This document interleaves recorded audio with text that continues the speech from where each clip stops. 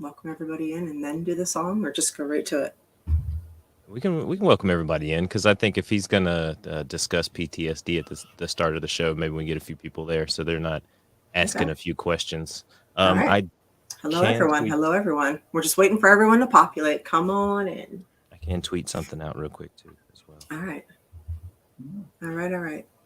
All right. All right. I can't not do that. Yeah. I was expecting the whole hey. I'll do that one too. Hi. So, hello. Hi, Alexa. Hi, Eva. Hi, everyone. Welcome, welcome. Yeah, so I'm sorry I was not here last week. Yes, I know we're late. This is Colin. Colin has made us late tonight.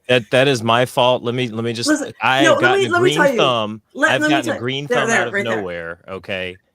Okay. Yes, he has. He's got all these little seedlings. But let me tell you, way too many. Every time we're late, whose fault is it, Colin? It's usually mine. Yeah. Okay. Thank you. Because as the female computer here, I'm the one that always takes the blame. So. Jimmy, what's your Twitter handle? Do you have a Twitter? I don't have Twitter. I'm not on the tweet. No. No. Okay. Winona, hi. Hi, Brian. Hey, Doug. Yeah, I know we're slowpokes. Hi, Jamie. Hey, Rob. What's up? What's up? What's up? Nice of you to join us. I think it's the first time tonight, right? That's awesome. Hello. We haven't started yet. We're just letting everybody populate in here. Cool. Awesome, dude. Welcome back. Hey, Jimbo. Got a tweet out there. Very, very cool to see you guys. People are asking about your new background there. It's my new house.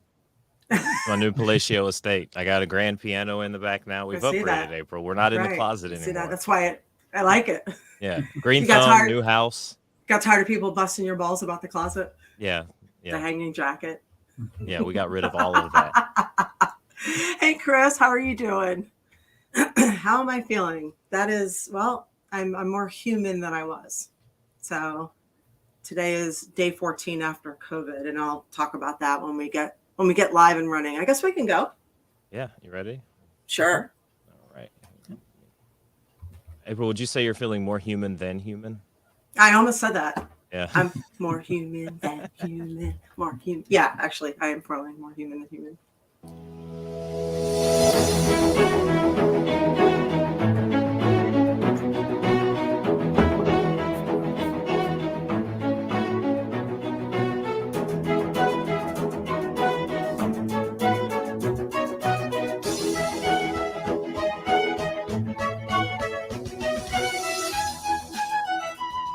Hello. Welcome to the A Show. I'm your host, April Hunter. This is Colin Weissong, my co-host and producer. And tonight we have, I'm going to say Jimmy G, right? Jimmy Gaialis, who is, I'm going to read this because there's so much going on with him. He's such a specialist. So we're welcoming him back. If you watched an earlier show with him, it was amazing. So we're thrilled to have you back. And Jimmy is a board-certified massage therapist of 22 years, trained as a clinical trauma specialist by Arizona Trauma Center, and contributing author to the Massage magazine. He's also a Reiki specialist and my friend. So welcome, Jimmy. Thank you so much for having me. Appreciate it. So no, we're happy to have you on. And tonight we're going to discuss PTSD and what it is. Jimmy has a whole program on PTSD. So this is his baby, but it's really beneficial for, I think, all of us these days. And I'll explain why I wasn't live. And we also have a good news story for you guys. So if you guys have any questions or comments about PTSD that you want to ask Jimmy, please feel free to throw them into the chat. And hello. Dreadful Bird, what's up? Hi, Chuck.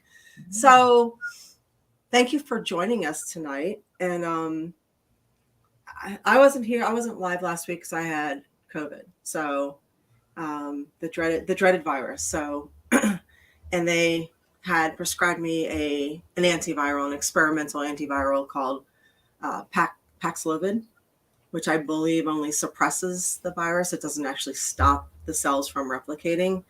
So I experienced a rebound like a lot of other people experience afterwards. So then I went ahead and just started on the ivermectin straight after that. And now I'm feeling human. So I guess the IVM actually stops the cells from replicating. So I went ahead with the dewormer, and I feel much better. So now comparing your symptoms and everything that you felt with what you've heard from everybody that you know that have gotten COVID, how were your symptoms? What did you go through? What did you feel? Did it remind you of anything that you felt when you felt that you had it in November of, I think, 2019, maybe? Or December of 2019. Yeah. No, like I think I had it in December of 2019. I'm pretty sure, like, it ripped through Tampa Bay. Everybody had it. And no, it was nothing like that one. That was an undiluted version that I battled for 4 or 5 months, and it left permanent damage to my lungs. And this version was definitely not like a cold or sniffles, like people said. And I still have an eye infection. I can see it. This was like a really, really bad flu. The first 3 days was pretty bad. The first day was awful. Like, I couldn't stand up. Everything hurt. I was throwing up. It was pretty awful. But I knew, you know, from doing everything I've been doing for the past 2.5 years, I knew that it was vital to get early treatment, because COVID's actually 2 illnesses in one. The first 3 days is a sickness, and after that it goes into a disease that attacks your organs. So catching it in the first 3 days is really important.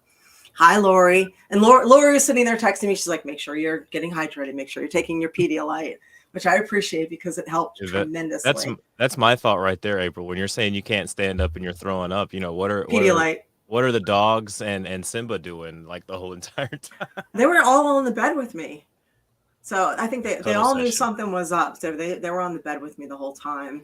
So, yeah. So yeah, I got that first dose into me that first night and was able to keep it down. And then I was referred out to urgent care, and then they gave me the antiviral. And I thought, well, I won't take the ivermectin. They're giving me their own version of Pfizermectin. I'll try that. I should have just stuck to my own, because after the rebound happened, it was something completely different. Yeah. But didn't lose my sense of taste or smell. Didn't get a sore throat. Didn't even really have it go into my lungs, which is unusual. So this time it was just a headache that felt like it was a vice. And I was going like this to my cheekbones, trying to relieve it was hurting my teeth even. And aches and pains. And it felt like somebody was kicking my back. And it was just a lot of pain and puking and not wanting to eat. So yeah. And an eye infection. That happened the second round. Oh, yeah. So there we go.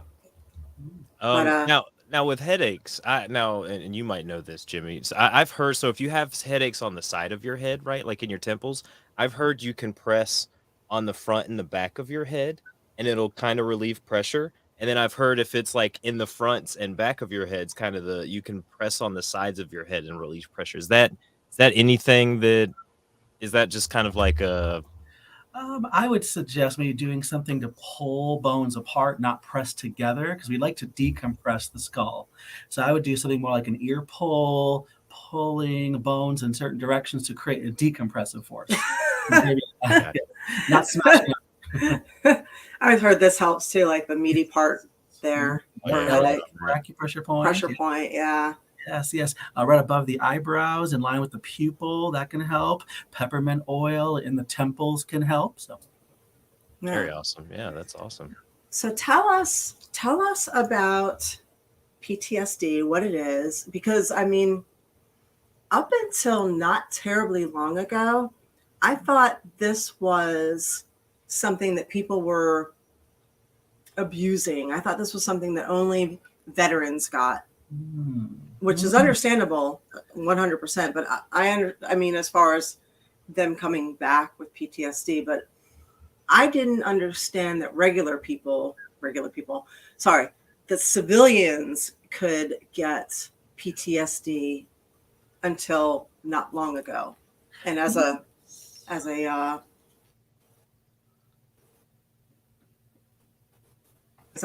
it sort of ended up, I learned by experience. So then I had a whole different appreciation for it. So what is your opinion on all of this? What is your well, go in. You know all of this better than I do as far as explaining everything. Well, I really want to say thank you for selecting this topic because it's a very important topic and it can be very misunderstood. I think that we should remember first that PTSD is a condition, not a disease. And that's a big distinction to make in medicine because a condition can always be improved. A condition can be improved. And when I think about conditions, I think about, there's a state of the body and the mind. And if I can do things to help regulate the body and the mind, that's going to work wonders for us. Just kind of like put that kind of food for thought right off the bat is that a condition can always be improved. And so PTSD, if I can give just kind of a brief kind of history of it, I've got a great book to reference. Much of the information I get is from my nerdy, fun reading. This is my Friday night fun. That's the psychiatric book. Yes. And some clients have asked me, why do you have this, Jim? You're not a counselor. And I say, well, I do work with people. I work with people in the physical, mental, emotional, spiritual bodies. So it's important that I have some understanding of this kind of work. And the DSM-5, we know, is a diagnostic criteria set. The version 3 came out in 1980. And that was the first publication to list PTSD disorders. But back then it was called PTSS, post-traumatic stress syndrome. And the syndrome and disorders distinction is really key because a syndrome has very predictable signs and symptoms that everyone's going to get the same. Like if we had AIDS affects everyone the same, so we can use the same medications and such. But to call it a disorder means that we see it act differently in different people. So it's a big distinction to make right off the bat. That's why I really love that we're doing this topic tonight, because we know that we can probably dispel some myths tonight. One myth is that it's a military thing, because for a long time, before 1980, there were some other terms given as far as shell shock, combat neuroses, operational fatigue, DaCosta syndrome, if we go way back Civil War time. So or in the tough guy case, just walk it off, you'll be fine. Exactly right. I should be Here's some whiskey. Because I'm Chicago tough, you know that. So there's that. And so certainly it was, again, people recognized that soldiers were coming back and they seemed a little different when they came back. It wasn't until 1980 that we finally kind of put this in the DSM. And nowadays we have version 5, version 6 is going to come out probably in a couple more years. So I think it's really healthy to consider that this is not just a military idea. Everyone and anyone could acquire PTSD, especially considering the last couple years. I kind of wonder how many people have developed PTSD unbeknownstly to them, due to the effects of the constant exposure of news and more news and more news and affecting the physical body from the constant exposure. So kind of I want to keep that in the backdrop of the presentation tonight is this idea that it's a condition, not a disease. A condition can always be improved. It really always can. There is hope. And in my world in massage therapy, we definitely want to make sure that we remember that if I can offer some sort of tools and hope for a client to witness healing, I've done my job. So there's all sorts of kind of great ways we can help a client or a patient with PTSD, but I just want to kind of put out to everyone, this is not a disease where there's something wrong with you. No, not by any means. It's simply a condition of the mind and body, and that can be improved. It can. So kind of want to start with that big idea. It's a big idea because I want people to recognize that there is always hope and many means for healing with this condition. Okay. Yeah. There's actually 4 types, though. There's actually 4 categories, not just one. And I want to kind of put out there the 4 different types. And usually in my classroom setting here in Phoenix, Arizona, which, by the way, I want to say shout out to anyone here in Phoenix land watching as well. Phoenix in the house. Right. We are representing here. And if you ever want to come out here, come out in December. Don't come out now because it's going to be 110 this weekend. So yeah, no. But again, when I have this class, I kind of put stuff up on the board here. But certainly, definitely, I'll look for questions if I see questions. But certainly, I might miss them. So please call and please help me out if you. I can star them, and I put a little thing in the chat to let everybody know. So just make sure if y'all have any questions, put them in the chat, and we'll try to get them for Jimmy. Yeah, and also please, if I yawn, please do not take that personally. It's like I said, the eye infection, not looking my best, yawning. This is all a COVID side effects. So You'll have to come sit on the couch, April. It's really comfortable. I see that couch. Yeah. Yes. I got tired, like I said, I got tired of being in the tiny closet. I have to show off the palatial state. You know? I love it. Your mansion's You beautiful. got some swag back there too. I love it. So again, I want to mention that there's 4 categories or types, and so I'll list them from less severe to more severe in case. Okay. The first is called acute stress disorder. Acute stress disorder, and the big clue that doctors are looking for when they do their diagnosis and questioning and such, self-care becomes challenging. Self-care becomes challenging. So we start witnessing someone who is having a hard time, just basic self-care, like showering, like brushing your teeth, combing your hair, just the basics that you would normally do. And that person is now struggling with that. That's a big cue to doctors. Isn't that also a sign of depression too, though? Yes, I think so. And we're going to see a lot of overlap in many of the signs and symptoms coming up. Yep, indeed. Okay. In fact, depression itself is not a disease or a condition. It's a symptom of something else. Okay. So if I ever hear me, and of course, I'm speaking also from the pathology teacher standpoint. I teach collegiate pathology here in Tempe, Phoenix area. So when I think about like signs like depression and anxiety, those themselves, again, are usually accused of a bigger symptomology of a bigger condition. Okay? Like the world? Yes, indeed, the whole world. Like this beautiful world with all the fucked up shit going on. Exactly. And I was thinking about that. Usually there's a point in class when I might say something like, I'm holding my phone and realizing, these days, if I want to know the bad news going on in the world, I can just pull up my phone and say, tell me all the effed up stuff going on in Chattanooga, Tennessee. And I can read every bad news there. Oh, I'll bet. So we have all this access to more and more news galore than ever before. And that may be to our detriment, right? Yeah. Okay. And somebody is interjecting. They're asking, would trust issues over time be considered a form of PTSD? I think it's definitely a symptom. It's a symptom of PTSD. It sure can be. Yes, indeed. The inability to trust because maybe I'm not quite sure of what I am experiencing. How real is it? Or how is this a product of my PTSD? So yes, definitely trust issues can manifest. I also understand that if you have a lot of trust issues and are extremely, people who are extremely independent have a lot of trust issues.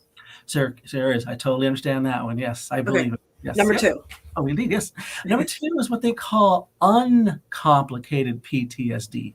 Uncomplicated. So this is your normal run-of-the-mill PTSD that's usually shown in TV and movies or in depictions on popular media. Uncomplicated in medical world simply refers to that it's easy to identify and then easy to provide treatments. Okay? So there's no other complicated factor that we need to look for. It's simply like your straight up PTSD. Okay. The big key, the 2 big keys actually with type 2 here is emotional numbing and increased arousal. So the emotional numbing is fairly easy to understand because if I feel something and I don't want to feel it anymore, my brain has an amazing mechanism to not feel anymore, to make itself go numb. The hippocampus can literally kind of shut down and other areas of the brain shutting down here. So I think it's interesting to mention, again, the numbing is something very classic. Also, increased arousal. The word increased arousal in this context means your fight or flight mode gets kicked stimuli, in. Right? Yeah, your stimuli, your stimulating factors, your fight or flight modes. So again, I think it's healthy to make mention that we all are supposed to have some semblance of a fight or flight mode. In medicine, we call that sympathetic response. Sympathetic response. So we all should have a sympathetic response when needed. Only when needed should it be activated. Like, I think I'm alone in this building right now. I think I'm alone now. Doesn't seem to be anyone around. So I think I'm alone. But if I suddenly look out and there's someone in the hallway, I'm going to have to leave my desk, take them down Chicago style, something like that, right? So that's when my fight or flight mode has to kick in. But it's not supposed to be 24/7. Like after the danger stimuli is over, my body should go into rest and digest. And therefore, we call that the parasympathetic mode. That's the body's natural mode of harmony and balance and my So- resting state. So can I ask something in between here that reminds me of what you're talking about? Mhm. The constant fight or flight mode can be brought on by stimuli or emotionally, right? Sure can. So if we are constantly inundated by news that Mhm. is full of fear and invokes fear and anger, fear, anger, or sadness, wouldn't that stimulate a constant fight or flight response where Sure where can. we're adrenaline, sadness, anger? I mean, that's got to be really bad. And stress is linked to almost every disease there is, right? So true. That's why I stopped checking my phone first thing in the morning, because I was starting to do that and my body didn't feel good. So Mhm. I make sure first thing in the morning I do something else before checking any messages. So I think it's Okay. really healthy because again, you're right that a constant feed, our body's not meant to be in a constant fight or flight mode. And any sensory stimulation that puts me there is going to have an impact physically on my body. Now, can my body become addicted to the stress? Yes. Wow, really? Can be addicted to the stress. There's these chemicals that are called catecholamines. Catecholamines are essentially memory formation chemicals that interact with dopamine. So the idea that we can certainly start to become almost addicted to these memories and our bodies kind of get used to the stress. It's not healthy though. It's not healthy to get used to stress. It would be to our detriment because our body's never meant to be in a constant stress response. It should only be stressed when needed, when I need to fight or run or freeze or do something to combat the danger. Is that like people who constantly like chaos and thrive on chaos and create chaos? There's that too. Again, with chronic addictive patterning, we might witness that. Yes. Okay. Yeah. So again, PTSD can start to manifest in different ways, and we're realizing that now. Yep. Yeah. But again, it's not a disease. It's not a disease like a bacteria or a virus. We don't kill PTSD. We have to be mindful that modern medicine teaches us there's the bacteria, kill it now. PTSD is not like that. We learn how to cope and manage with this condition, and a condition can always be improved. It can.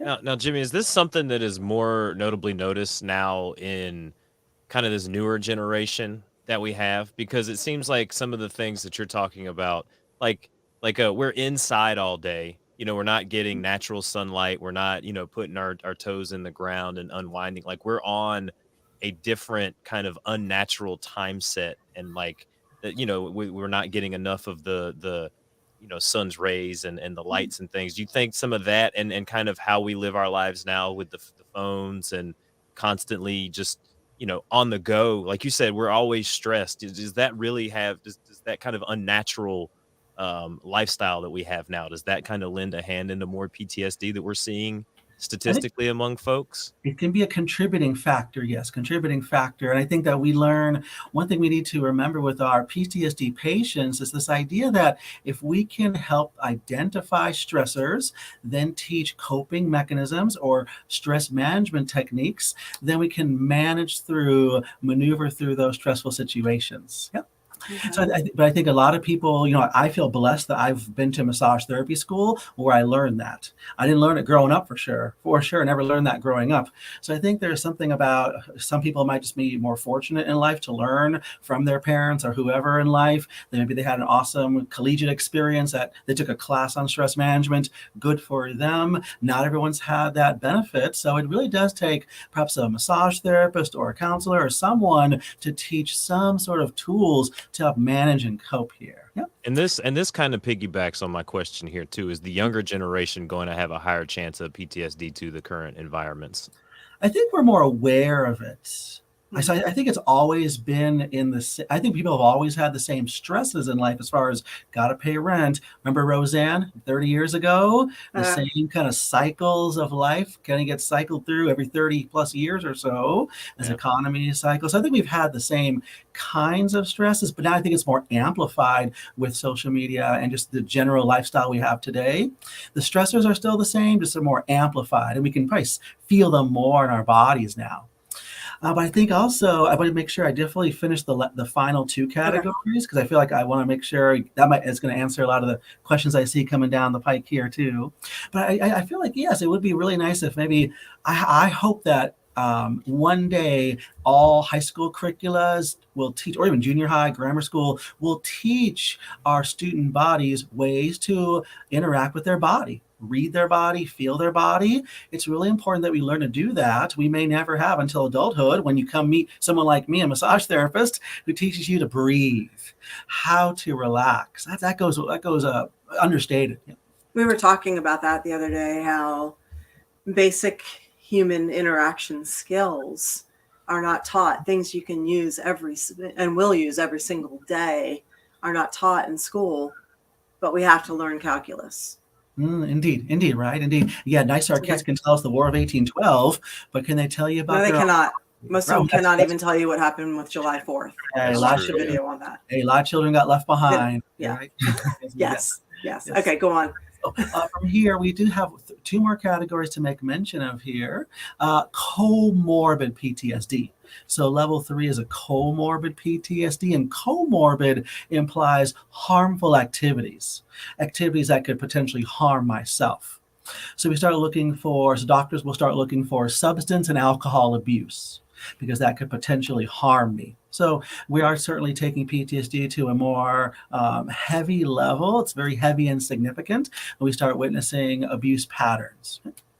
And then the final category is complex PTSD, the CPTSD you hear a lot of online, right? Mm-hmm. Yep.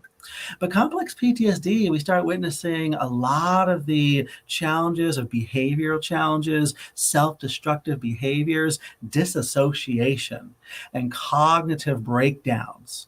Doctors will start looking for the disassociations and the cognitive breakdowns where literally someone may start to go into like a borderline personality idea.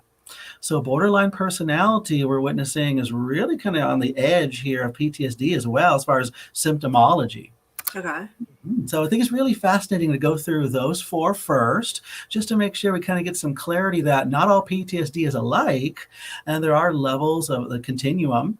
And I think it's really healthy to remember, though, this is a condition of the mind and the body. And there's a really cool circuitry in the brain that is at work. And in my anatomy classes, I like to share the anatomy because I think a lot of people have been, like if you think back to 1990, if this was 1990 and I'm saying I'm just an average person, I've got some depression and such, I'm not really, I don't know how to handle life and such, people might just say, oh, it's just in your head. Come on now, don't be crazy, things like that. Well, a lot of people heard that and thought, well, the doctor says I'm crazy. Am I? I mean, the doctor knows more than me. So I think a lot of people were told things like that. They heard words like crazy and such and started to really take that to heart. But when I share anatomy of it, I want people to know that the anatomy of this is what determines the levels of PTSD and that it is a very real condition. Whether someone at home believes you or not, or they understand you or not, I know some doctors that may not fully understand this. So it's a very real condition because real anatomy is affected. And all the latest research that we are looking at the last 2 or 3 years has been along the lines of can we administer medications, but also circuitry. Implanting circuitry into the brain, and could that possibly alter or reconfigure some circuitry of the brain? If I can alter how the brain signals are moving through certain areas, that can re-regulate the brain. Fascinating, huh? I've also heard of I want to say EMD or EMDR. EMDR, yes. Okay, that is a rewiring for people with more severe PTSD, I think. Yes. In fact, there's several different treatments that we'll make mention of here. But before we do that, I want to make mention of the Ptsd circuitry. The Ptsd circuitry, P-A-P-E-Z, the Ptsd circuitry. It's literal circuitry of the brain. I can kind of draw an outline of my brain right now. It's very, very deep in the core of my brain, and it would kind of loop around in a big oval on the lateral and deeper side of the brain here. So again, I'm seeing a couple of good questions come down the pike here. And yes, I love that we're seeing, there's one question I'm loving. Personality disorder was more in line with bipolar. We're witnessing some overlap. I can answer that one. Yes. Bipolar disorder is a disease. Personality disorder is a response to environment. So it's not an actual disease. So it's usually not treated with medication like bipolar disorder is, which is genetic. So borderline personality disorder, narcissistic personality disorder, and all the umbrella of the personality disorders are almost a stress response to what's going on around you, whether it's terrible upbringing or perhaps PTSD. I didn't know it could be created through PTSD. Yeah, we're starting to witness that now that we start witnessing the manifestations of PTSD. So in medicine, we're now just starting to see links here. Yeah. Remember in classic medicine, we learned this condition is this box. This condition is in this box. So if you have this condition, you get this medication. That condition, you have that medication. We're starting to really break down those walls. And now we're witnessing that as we see PTSD manifest in people, it's affecting the Ptsd circuitry. And as we start looking at which brain piece along that circuitry gets affected, we are able to start seeing if can I affect this piece of circuitry or that piece of circuitry. So it is really complex. And I know that with an hour, it's hard to go into all the complexities there, but we are learning them. We are learning them. So I think in the next 2 or 3 years, not only are we going to have better medications, but we're also going to be able to identify this piece of the brain versus that piece of the brain. If I affect this wiring or that wiring, I'll have a different impact because you have different symptoms than someone else with PTSD. So that's where we're going in medicine next. Yep. But I definitely want to answer the treatment idea too. Typically, again, cognitive therapy or your typical talk therapy has been utilized. We know there's some mixed results here. The therapist is trying to help you recognize thought patterns.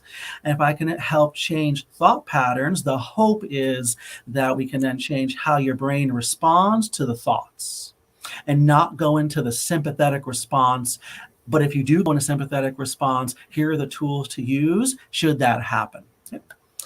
So it's kind of a mixed bag. Again, all of these treatments are kind of mixed bags. We have to find kind of what medication works for us, which therapy works for us best, because it's not a syndrome. A syndrome is very specific to everyone. We now have a disorder, which we now know is different for everyone, and we have to find what works for each person. Mm-hmm. All right. Exposure therapy is interesting too. Exposure therapy. So with exposure therapy, we literally use virtual reality, like the Google goggles idea, virtual reality program to re-enter a traumatic situation. Some people are ready for that. Some people are not. So it's something, again, a kind of a mixed bag of results here. Is that like conquering your fear by facing your fear? Indeed, yes. And then the therapist would then kind of say, okay, now you're experiencing it again. Here's how we can change your sympathetic response. If we change that fight or flight response, how your body responds, then we're going to then help your body regulate faster and better. So it is, again, I see someone saying it's rough. You're right. It is very rough. So for some people, that's why I'm saying it's a mixed bag. Not all these work for everyone. And that's something to keep in mind too, that this is not a disease like you give this medication, it kills a bacteria. It's not as simple as that. It is a condition which can be improved, but we find what works for you. But then EMDR, I think, is becoming like the gold standard here of trauma care. What does EMDR stand for?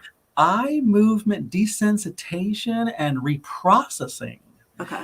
Eye movement desensitization and reprocessing, because we've discovered that occipital lobe of the brain and the back of the brain here, we do witness that that's part of the Ptsd circuitry. part of the Ptsd circuitry.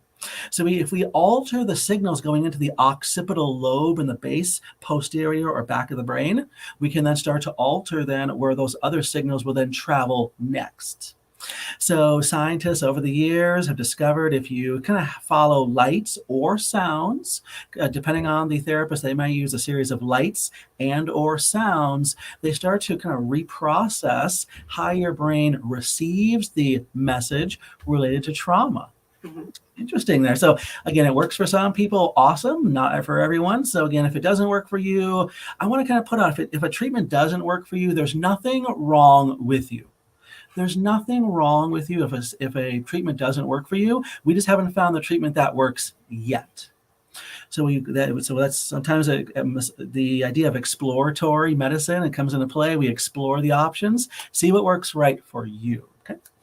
Good. And again, we also know there's also a quality of psychologists. I see someone's writing there. Yes, I agree with you, Alex essay. Yes, there are some psychologists that are maybe not as well trained as others. Again, with this only being formally studied since 1980, that really isn't a long time in medicine to really delve into. I know that we'll learn a whole lot more in 20 years from now.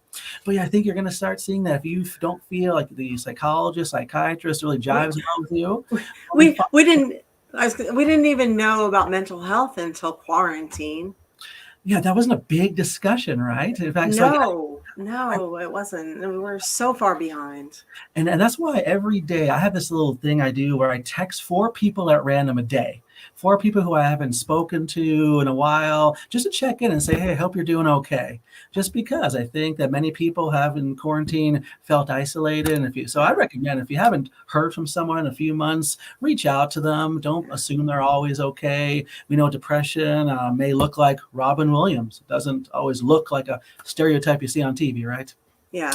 And Jamie said, yeah, some of us did know about mental health issues. Yeah, a lot of us knew about it and have been screaming at the top of our lungs about it. No one was listening because unfortunately in this country, we have very little empathy here, almost to a sociopathic nature, whereas people don't care until it happens to them and they feel it firsthand. So unless someone actually experiences depression and anxiety, they don't give a shit about depression and anxiety. So now that everybody has experienced depression and anxiety, now all of a sudden they give a shit about depression and anxiety. So and there are ways that we can learn how to cope and manage, and everyone could benefit from seeing a psychologist that they feel or a counselor that they feel can work for them.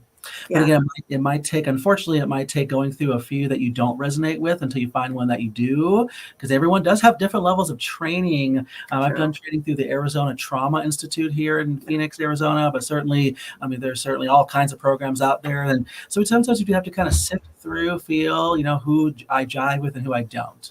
I also want to say that finding a counselor or therapist or psychologist is kind of like trying on shoes. Sometimes you have to try a few pairs on before you get it right. Yep. And I'm really happy that there's going to be a new mental health hotline nationwide, 988. Have you heard about this? No.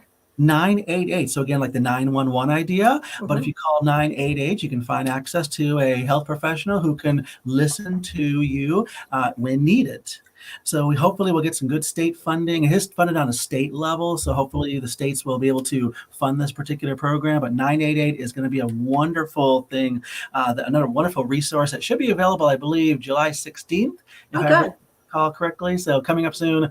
And in a lot of my classes, I kind of put out there that, these kind of programs like 988 and community-based programs, they need funding. And we can't always guarantee funding from governments. So I think it's healthy to remember that if you have an extra, $1,000 you're going to spend at watching the football game at the stadium, all the, the merchandise and stuff like that, maybe there's a hotline called 988 that's understaffed, underfunded, that could benefit from that $1,000. Why give it away to rich athletes? I'm just saying that. Yeah. Yes. We do have somebody who listens every week who does work the suicide lines. So he's concurring with a lot of what you're saying. Oh, excellent. I'm so glad that someone does. I definitely want to put out there that National Suicide Prevention Lifeline, 1-800-273-8255. 1-800-273-8255 is a wonderful resource. And it seems like most urban areas do have their own equivalent crisis response network line.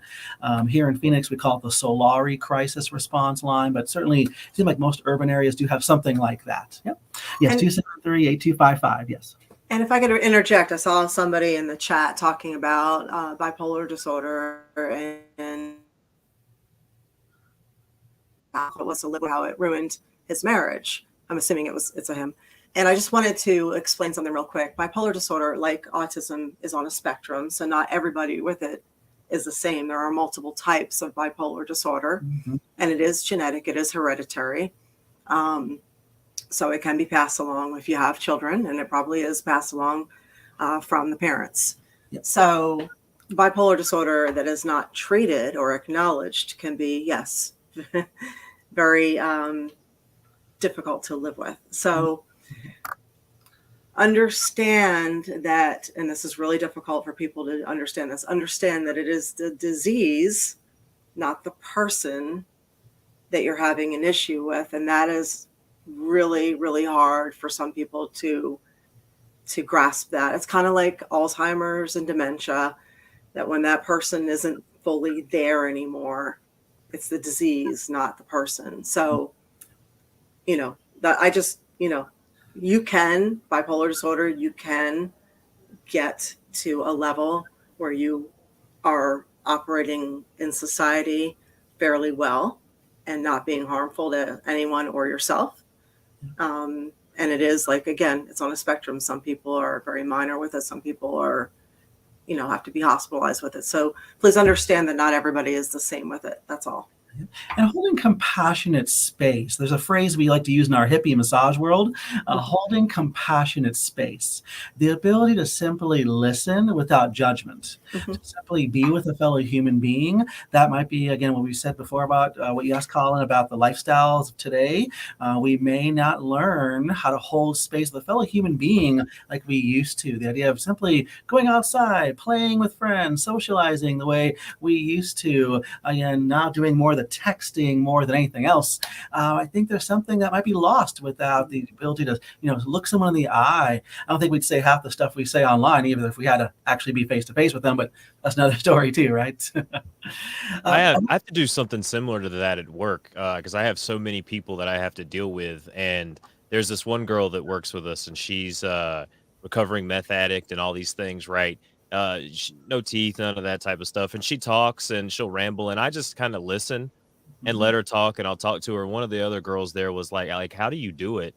And I really wanted to be like, because I would sit there and just let you listen just to get stuff off your chest. Like, she is just like you. She has that same compassion. She came here to work. I'm going to give her that same safe space that I would give you. So, and I find it interesting too. Like, I'm learning from her just as much as I would from someone else who wasn't a meth addict and lived on the street and that type of stuff. Right. So I feel you in that situation. I think in every aspect of life, you should, you get those clicks at work where those people don't want to deal with that person because they're like, I don't want to talk to that person. But they're very surprised. They're like, Colin, you talk to everybody. You just you're like everybody's like listening beacon. I mean, and it helps because I've been there. A lot of times people just need to get stuff off their chest. All right. I give you a big high five for that, brother. High five. In the end of the day, I think that, we're all the same as humans as far as we all want to love and be loved and live with purpose. So anything that we can do to help someone, whether it's holding space, whether it's offering a listening ear, anything that can help people feel loved, offer love, and find purpose in life is going to help for sure. I see a lot of veterans out there. So we have a lot of veterans in our chat. Thank you for your service. I appreciate and honor your service. Thank you so much. I've also seen a lot of kind of questions earlier about basic symptoms and such. I want to make sure I list off a few kind of the general signs and symptoms to look out for. Again, typically in medicine, if these start to be, if they show up for at least 1 month, and they disrupt normal daily activity, then a diagnosis of PTSD can be rendered. So things such as severe anxiety that certainly starts to affect the body and also the mind as well. Nightmares, disturbing thoughts, flashbacks of events. And there's an interesting yoga term. I'm not sure if anyone here does yoga at all, but if someone does yoga, maybe you've learned this word called samskara. Samskara in yoga. You shaking your head? Yes, April? Yes. Mhm. Yes. Samskara is like the broken record that replays the bull, basically, that replays those negative ideas, those thoughts that no longer serve us. But The story you tell yourself. exactly. Unfortunately, it's perceived as negative and it starts to affect me negatively. But yoga, at its purest form, it's not about stretching. It's really about removing the samskaras, clearing the mind, allowing to clear the vacillations, calm those vacillations of the mind. So I think that yoga is going to be an excellent thing for anyone to do. And remember, yoga is not about stretching. One thing I love online on YouTube is Yoga by Adrienne. Love Yoga by Adrienne. She's really easy. Her yoga is really easy to do. So my body that doesn't stretch like normal bodies, I can still do it, sir. So I definitely want you to look into something online about yoga. There's something about yoga that really can help ease the trauma that has occurred within the mind here. Okay. Yoga, like martial arts, is one of the only forms of exercise that trains your mind as well as your body. Indeed. At its purest form, yoga is about union of mind and body, not about cool stretching. Yep. Other signs and symptoms to look out for: amnesia, because again, our brain might become so disassociative, it's trying to block those memories, and it could do such a good job, literally amnesia. Distressing memories occurring, severe emotional distress, which activates your fight or flight response. And if I can just go a little more in depth about the fight or flight response, there's actually 5 Fs I'll give you here. Fight or flight are the first 2. We also have a freeze response. So some people freeze in the heat of the moment, freeze in stimulation. That might be misunderstood as weakness or as, how come you're not doing anything? How come you're not? What's wrong with you? It's not that something's wrong. It's just your body's gone into that response. And some people fight as their natural inclination. Some people flee, run like heck. Some people freeze in the heat of the moment, or when they have those distressing thoughts and memories. Other people will fawn. Fawn is people pleasing. That can show up in really unique ways in relationships where you just kind of fawn and, okay, that's fine, just to please you more. If I say something you'll like, you won't hurt me anymore. So it's an interesting psychological response. So fawning is your people pleasing. And then feign, F-E-I-G-N, feigning. Fake. Yeah, indeed, yeah, being fake. Indeed, if I'm fake, then you won't be able to see the real me, and I can put up whatever facade I want.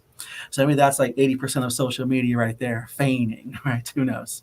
Feigning can also make you look meek. Like I can feign to a point where I'll become meek, and therefore you won't hurt me because I'm very meek, right? You wouldn't dare hurt me, would you? Because I'm so meek and weak and little, right?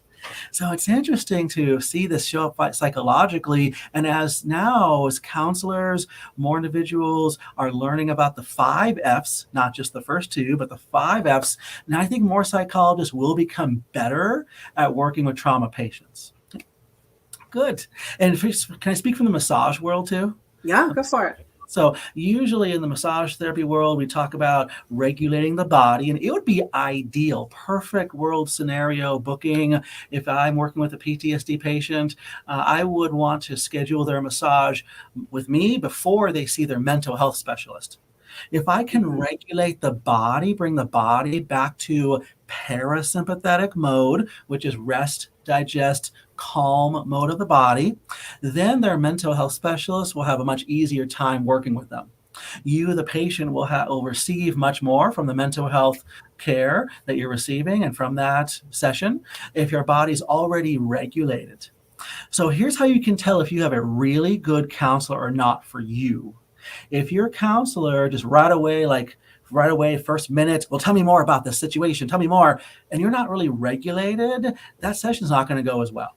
But you have a really good counselor, psychiatrist, etc. if they do some sort of exercise or some sort of way to help calm your body as we begin session. Let's do a little breath work. Let's get yourself ready before we dive in. 2 minutes, 5 minutes. It might take 20 minutes for some people, and that's okay. That's okay. So somebody is feeling like they're having anxiety, like it's, it's kind of hitting, they've got the feeling, the tightness in the solar plexus, and they're getting that feeling.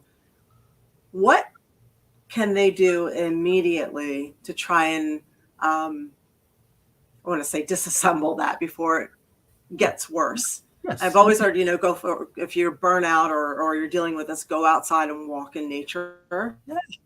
I want to refer to something that one of my famous... Breathe in for 4, hold for 4, breathe out for 4. Yes, I think that's great too. Peter Levine wrote a great book many years ago called Waking the Tiger. I really like the idea that he presents. Breath work is certainly wonderful here that you suggested, April. I think I want to recommend Peter Levine. Wait, define breath work. Is that... Oh yes, breath work. The in for 4, hold for 4, out for 4? Any breathing that slows my breathing down.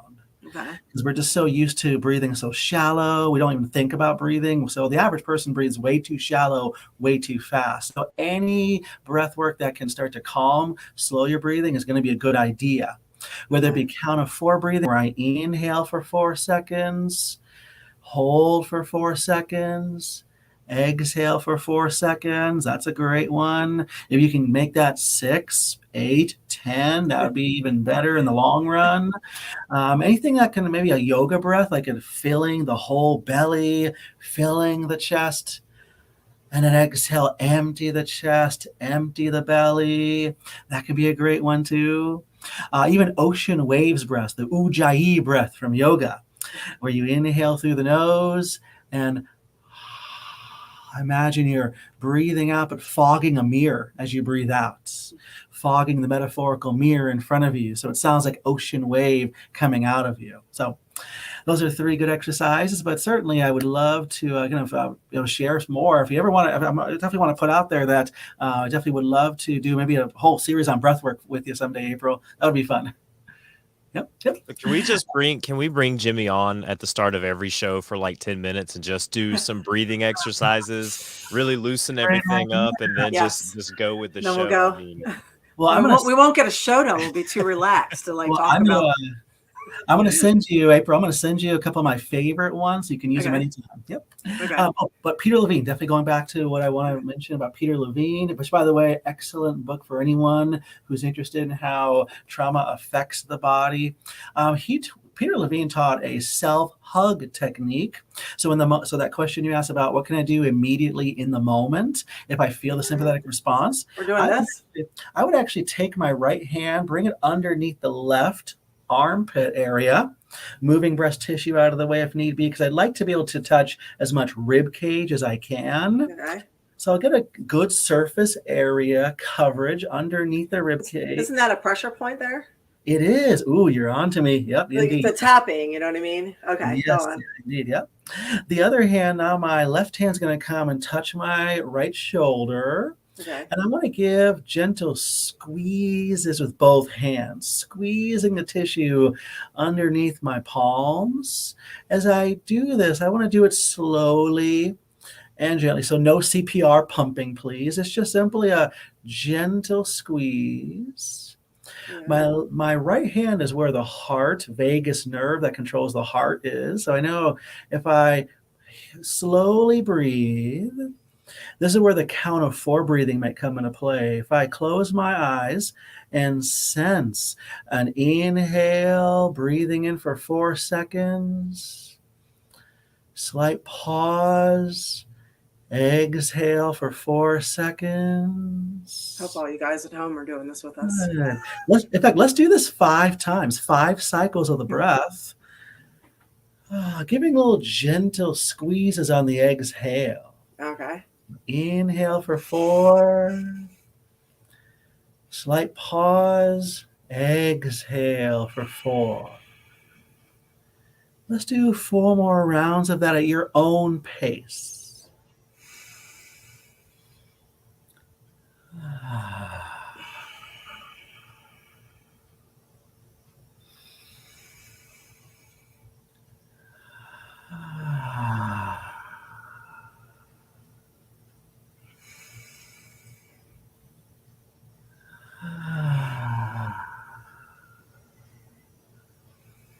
How does that feel? I hope this feels good. Very good, very good. Right on. Love here. Moving and grooving. Right on. Rocking and roll, slamming and jamming, moving and grooving. Right on. There's something that we can do something like this, some sort of breath work every day. And again, I am going to, tonight or tomorrow morning, April, I'm going to send you a few of my favorite meditations, so you can feel free to use them at any point and share them as you wish. I think it's really healthy that we remember one key idea that we're not taught. I know I wasn't taught this growing up in Chi-Town, Chicago, Illinois. I was taught to be tough. I was taught, don't you dare show emotion. You're a wimp if you do. So I was taught growing up, don't you dare feel. I think a lot of people grow up in that way of don't feel. And if you feel too much, you're being a whatever, fill in the blank. It's just too bad that people have been You can say pussy on here. Something like that. There you go. Something like that. So I think it's healthy to recognize that most people have never learned that it's okay to feel. Especially many men. I mean, any person, certainly. I would say feel your feelings. Yeah, it's feel your feelings. It's natural. We're supposed to feel them. Yeah. Even though society might tell us don't, it's important that we do, right? Would you really want to live an emotionless existence? It would be. You're not really living life. The ups and downs are what make life kind of worth it. Right. There's a yin and a yang to everything, right? Yeah. Yeah, indeed. So we definitely need to make sure that we do that. And ultimately, when it comes down to PTSD care, whether you try the Emdr, certain medications, we have to make sure that we feel safe with a practitioner. So a mental health specialist of any kind, a massage therapist, a breathwork specialist, a yoga instructor, whoever you choose to seek out for assistance and care, make sure that you do feel safe with that person. Because if we don't feel safe, our body goes into fight or flight response. That samskara, broken record, comes right back into our head. And from there, now we're back to the PTSD response. The symptoms come up. So right off the bat, if you don't feel safe with someone, no is a complete sentence. You don't have to justify why you don't want to see a certain practitioner. Just, I don't jive with them. I don't feel safe with them. Great. Let's find someone else, right? Mm-hmm. So let's think about that with our PTSD care. Anyone out there who feels like they may be witnessing the signs and symptoms we listed before, a few more that I want to make sure I don't forget to mention are feeling emotionally numb and avoiding places, avoiding people, trust issues, severe physical reactions when we have our distressing memories and flashbacks and nightmares, disturbing thoughts, the severe anxiety, the depression that may set in, negative feelings about oneself. And last I'll mention is hopelessness. Mm-hmm. When hopelessness begins to be witnessed, that I think is now we start witnessing the comorbid and the complex PTSDs. So we have to be mindful that as a practitioner, I'm really conscious. Can I offer hope? Yes, I can, because PTSD is a condition, not a disease, and the condition can be improved. Okay. I would add a couple of things that people can do too. Not that I am a specialist at all. These are just things from personal experience of myself or my friends have had luck with. When you're telling yourself an end of the world story, or I'm never, or I always, one of these stories, I'm never going to blah, blah, blah. I always blah, blah, blah. Stop and bring yourself to the present and say, how are these thoughts serving me? Like really bring yourself to the present. How is this serving me? This is not serving me. Mm-hmm. And try and switch gears. The second one is go outside, go for a walk, get out in nature. I know it's freaking 100 degrees right now, pretty much everywhere, but go outside, even if it's at night, go for a walk. Nature has a way of resetting us. Yeah. Third is don't watch the news, don't listen to the news, and remove people from your feed. I'm not saying unfriend them, but there's a way to unfollow them. You go to their profile and you can hit unfollow. If they're doing too much news and negative stuff, That way you're still friends with them, but you're not getting their stupid shit in your feed. Make your feeds, kittens and boobs and, memes. Make it something fun. That way you have less bullshit. You know what I mean? Make it crafts and classic cars, whatever makes you happy. Yes. But Take your shoes off in nature too. Take your shoes off. Take your shoes off in nature when you're out. Yes. Take your shoes off. Put your feet in the water. Put your feet in the grass. Yeah. Another one is if you're dealing with depression, think back to what it is that you used to love to do as a kid, and do those things again. Did you love to draw? Did you love to paint? Did you love to do stuff with woodworking? Whatever it is, whatever your thing was as a kid, do that. Find that again and do that before, money and paychecks and all this stuff got involved. Dig out those things and do that again. Yes. And I forget the last one because I can't read my own writing, but those were the main things. I love that you shared that. I love that Dreadford Bird also wrote something here. Again, dropping the shoulders. Oh, yes. Stomach, relaxing the eyebrows, dropping the tongue. Sounds like someone else has taken a yoga class too. I love that. Good call. He was on here before. He taught us how to deal with anxiety and deal with a lot of these things. Yeah. Excellent. Air 5 to him then. Air 5 to him indeed. If I can offer some more body work ideas too, massage and body work. If you can find in your local area someone who does Reiki, R-E-I-K-I, Reiki, excellent thing to offer.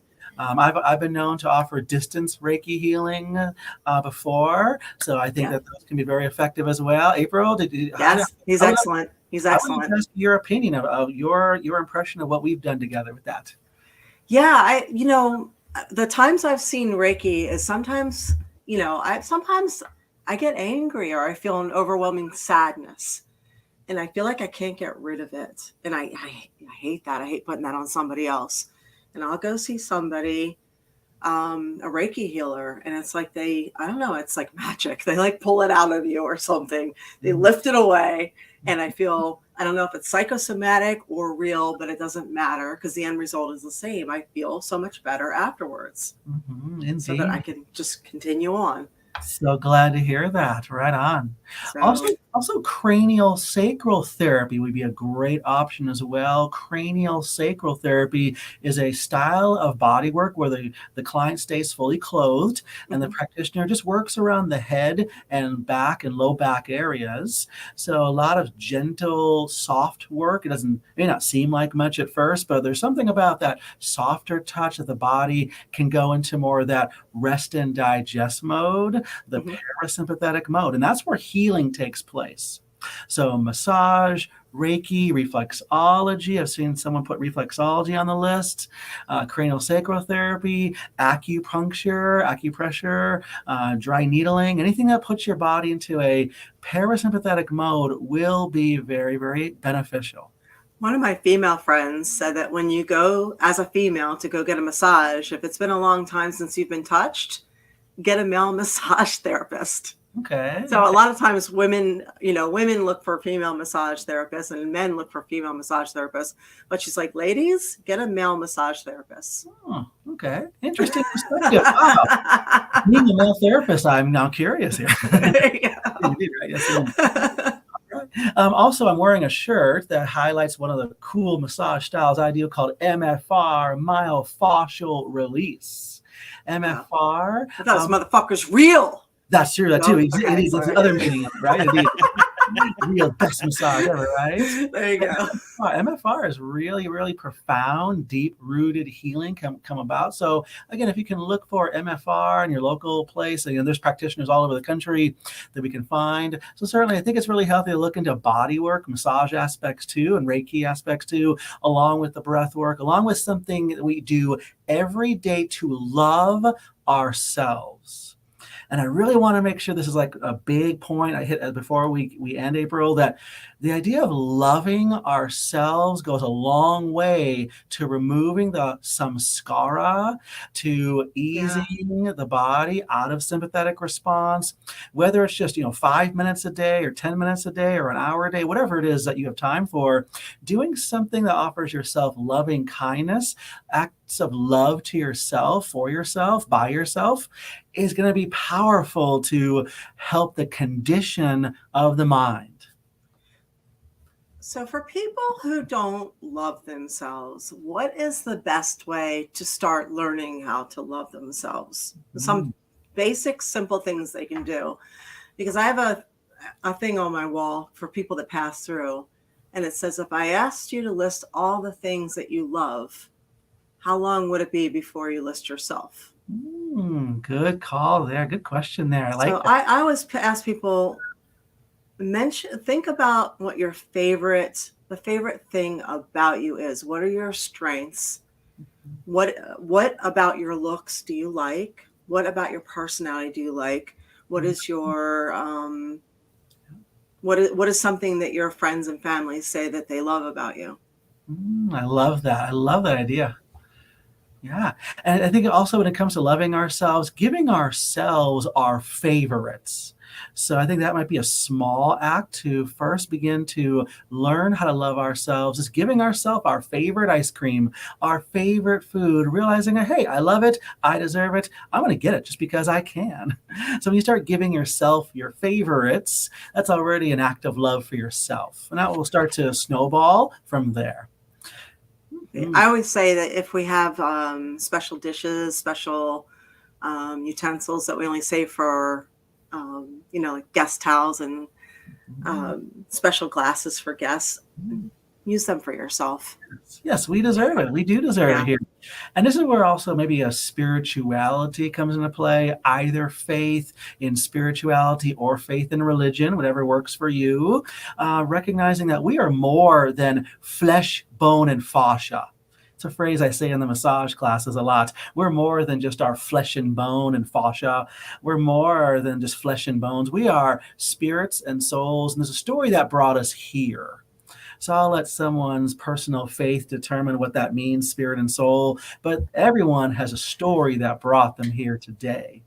And if we can tap more into that and find a tool, a practitioner, a bodywork style, an essential oil that may calm, something along those lines, we'll be able to tap into the story that brought us here. And that story is ultimately, when we start to love ourselves, we begin the greatest love story of our life. Was it Orson Welles that said that? I'm not sure, but it sounds good. I think it is, yes. We begin to love ourselves. We start creating the healthiest, best love story of our whole lives. Well, real quick, what was the name of the yoga online that you recommended? Yes, Yoga by Adrian. yogabyadrian.com? Or just on YouTube search. YouTube? Okay, brilliant. And somebody was asking if if massage is covered by insurance. It might. Certain insurance companies do a better job than others. Aetna, pretty okay. Blue Cross Blue Shield, pretty okay. The practitioner themselves, though, has to sign up to be able to be approved for that. Okay. That's worth checking into, you guys, right? It sure is indeed. All right. Well, thank you. I don't know if do we have time to do a good news story, or we're going to skip that for next week? No, we got time. We can do it now. All right. And you can find Jimmy at Advanced Massage, right? We got it scrolling right there at the bottom. There we go, at the bottom. Yes. So I'm going to say thank you for having me, though, April and Colin. Thank you so much. Yeah, no, thank you for coming on. This is very, very helpful. And somebody is pointing out that it has to be coded the right way to be covered with insurance. So yes. Make sure those codes are correct. And a couple great books I want to highlight here. Waking the Tiger by Peter Levine. Great item here to check out. Great resource there on your Amazon wish list, as well as The Biology of Belief. The Biology of Belief by Bruce Lipton. Excellent to describe a lot of what we hippies have been talking about for years and years, how the mind and body and spirit are so all connected, man. It all connected, man. It is, and this doctor does a brilliant job of describing it, dude and dudette. Also, you guys, if you're looking for inexpensive massages, check out some of the massage schools. The students need to get their hours in, and you can get it done pretty cheap there. Yes, indeed. So excellent. And there's also trauma-informed massage therapists. We can look for that tagline in your Google search, trauma-informed massage therapist. They will have taken some sort of equivalent course about trauma. Okay, cool. And thanks you guys for throwing your bits and we appreciate that. And we have a quick good news story to end with. So before you play this, let me lead up to it. There's a pro wrestler friend of mine, Brian Idol, who's going by Mercurio and NWA. His friend Natalia, her purse was stolen on their flight back. The Tampa wrestlers were flying back to this area. Some idiot stole her purse on the plane. By the time she realized it, because she had been knocked stupid in her match and wasn't with it. By the time she realized it, it was gone. And they figured out with the earbuds or iPods or whatever they are, that they the iPods. So they ended up tracking them all the way to Walmart, not too far from where I live. And then they got a fraud alert on her credit cards. And they figured out that the guy who stole the purse must have been at the register. So this is them in the bottom right corner here with the knapsack on. So you'll see what happens. Justice was served.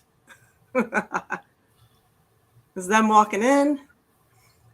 They walk up to the guy. He asks for the credit cards back. The guy gives him a bunch of crap. He's nice to him. He's being nice to him here. Pushes by him. Chases him down. There's Natalia. Oh, tackle. Nice tackle right there. And tackles the fuck out of him.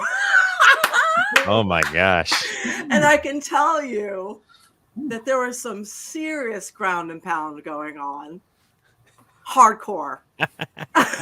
And she got a few licks in as well. So they got their stuff back. They will be getting it back. And I just think that's so great because I feel like if there's repercussions for stealing like that, I just feel like people wouldn't steal as much. So I feel like instead of, I feel like this is what we should do. We should, instead of just reporting it to the police, we should track people and tackle them in Walmart. I feel like that's how it has to go. If you want to change the world, start handling things yourself a little bit.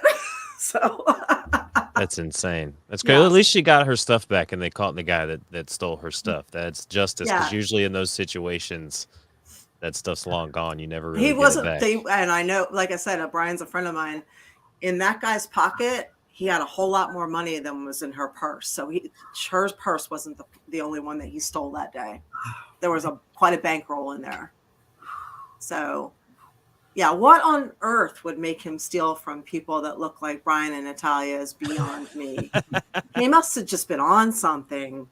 So, I mean, I would know. Unless you just look at Natalia, because I could see somebody looking at Natalia and being like, oh, she's an easy mark because she's very tiny and she's pretty. She looks more like a model. Like what's that fitness model gonna do to me other than and not knowing that she's actually a wrestler? She's freaking Russian. Yeah. She's gonna kill you. She catches up to you. She's gonna kick you in the face, which is what I think she did. Yeah, she probably did. Yeah, he deserved it.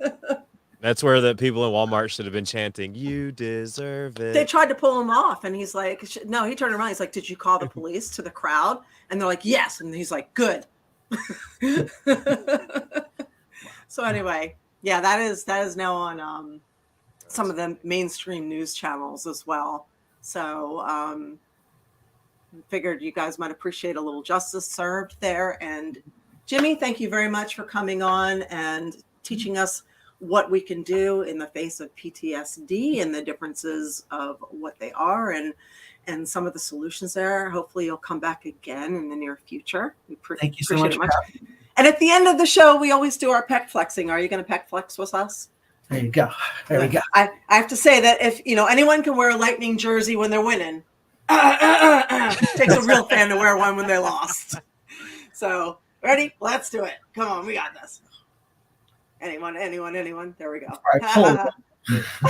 The right one's not working today for some reason. It's just... No, we're not doing it. All right. Thanks you guys for subscribing. Thank you for being on our Patreon, the A Show, where you get all the episodes because Colin's really good about putting them up.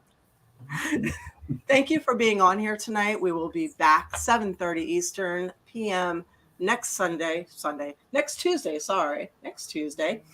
And is there anything I'm forgetting? I think so. Nope, I don't think so. I think I got it all. Anyone else got something to add there? Thank you so much, and keep blessings to you, April, as you recover. Thanks. Yes. I think I need that. And you guys all have a wonderful work. Wonderful week. See, this is COVID brain. That's why I was going to say wunderbar week. Whatever. Have a wonderful week. Thanks, you guys, so much. Anyway. Yeah. Thank you so much.